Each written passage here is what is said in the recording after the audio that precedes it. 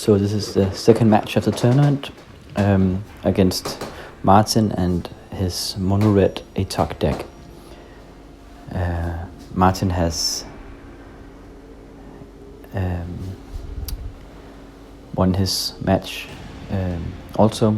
So this is the Swiss style of playing a tournament where you meet winners if you have won yourself, and the opposite if you have lost the match. We both up to mulligan here, down to 6 cards. I presume his mono red Atog deck is very low in mana and lands, because they usually don't require that much mana to function, so he just needs to mulligan down to getting a lethal opening with a couple of mana sources. His game plan will usually be a lot of burn and cheap artifacts like Ank of Mithra and Black Wise Luck, mana vaults, stuff like that, and Atogs to eat them and do the damage.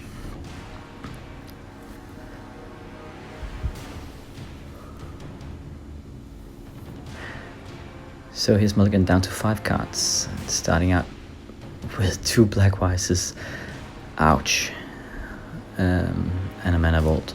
Luckily I have mulliganed myself down to 6 cards, so that means that I take 4 points of damage instead of 6 in the first turn. So I put out a Mox Sapphire and I'm now down to 5 cards. And before he puts out another mana vault, and at his end step I disenchant one of the Black Wises in order to get down to 4 cards. One of the reasons I kept this hand was actually because I had a Demonic Tutor and a Mox Sapphire in hand, so I wanted to tutor the first turn into an Ancestral Recall. But with 2 Black Wises up against me and with an almost full hand, that would be suicide. So I had to get out some mana first and get rid of at least one of those Black Wises. So now I have tutored, and I put out an Underworld Dreams against him, as I now have 3 black mana sources. And he's severely mana screwed here, having only a Mace of Ith and a single red mana source, but he puts out a Soul Ring. That Mace of Ith keeps him from taking damage from the Mace of Ith, from the Dusamjin, and now he puts out an Atog. But Martin takes 2 points of damage each turn, one from my Underworld Dreams and another from a tapped mana vault that's just out of this picture. So I put out a second Dusamjin. That was the reason why I put out the first one. I wanted to overwhelm that Mace of Ith and hopefully draw into a sinkhole. His Atog eats the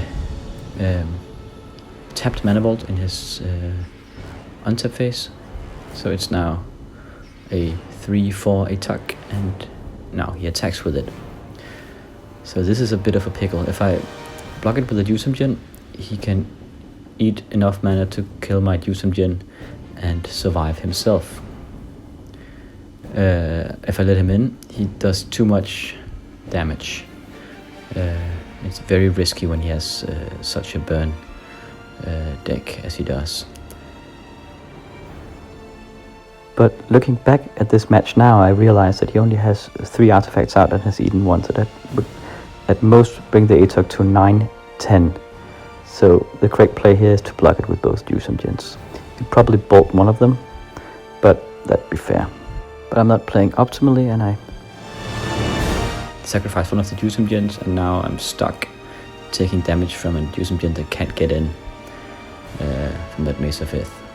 So if the Dusams had ganged up on the Atog, he would almost certainly have bolted it, the last one, so both Dusam would have died, and the Atog would have died.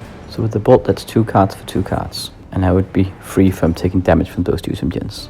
But at least, if he attacks with the Atog now, he has to keep on sacrificing a lot of artifacts in order to survive the Dusamjin when I block him. So we put out a Serendipity Freed, a 3/4 flyer. And he's still in mana trouble.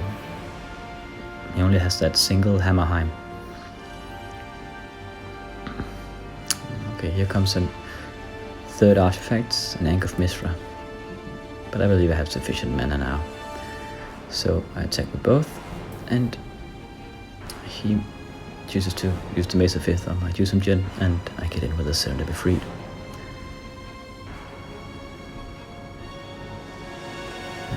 Remind him, Martin, to take a point of damage from the Underworld Dreams. So at least there's a clock on him. That's annoying. I can't see what he put out there. Could be a Winter Orb. It costs 2 colorless mana. I'm not sure. Put down a Black Lotus, and then I wheel. That's 7 points of damage. Oh, and he discards a lot of burn right there. So he's at 1 life. Just needs, yeah, and I draw into a bolt, and that finishes the first game.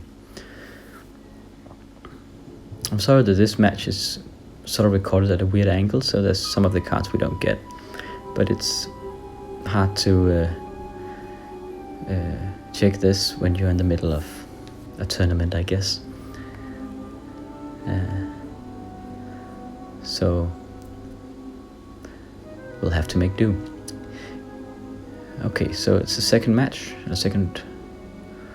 the set, and Martin elects to mulligan again, telling me that he has trouble getting sufficient mana, but that he also plays with way less mana than usual because he doesn't need that much mana. Okay, and I like to keep my hand, and Martin is on the play here.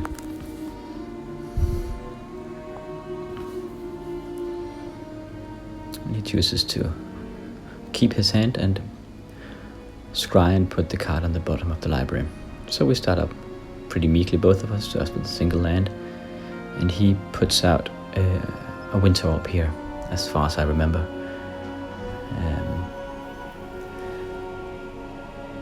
Again, it's a bit annoying that we can't see the entire mat at this angle. Yeah, but he only untaps a single mountain, so it's a Winter Orb. He puts down a Mace of Ith, so those 2 red manas is all he has, I suppose. Here's a Mox Pearl, and put out another Underworld Dreams, just like the previous game.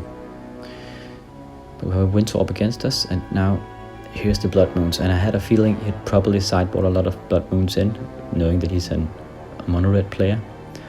And being flustered, I forget that there's a Winter Orb up. But I played 1 dual land at this turn, so I can untap 1 dual land as well. And I have a Mox Pearl, and that's perfect because I actually can disenchant now whenever I need to, providing I draw into a disenchant, of course. And I'm not in a particular hurry at this point, as I have a clock on him, and he doesn't have any threats. He can use the Mace of Ith now as a mountain because of the Blood Moon, and he puts out one of those orcs. I believe it can tap to sacrifice an artifact to deal 2 points of damage to any target. So I just elect to remove it. But it keeps me back a single turn. Mind you, I tapped that Underground Sea for vaulting it, but that is again because of the Blood Moon.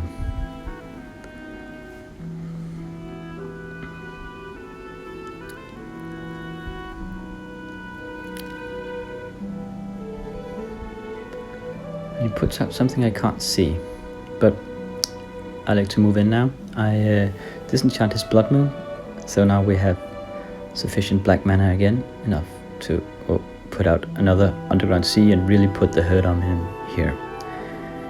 And then I put out a Sol Ring with the Mox Pearl. And that artifact mana is so important under a Winter Orb.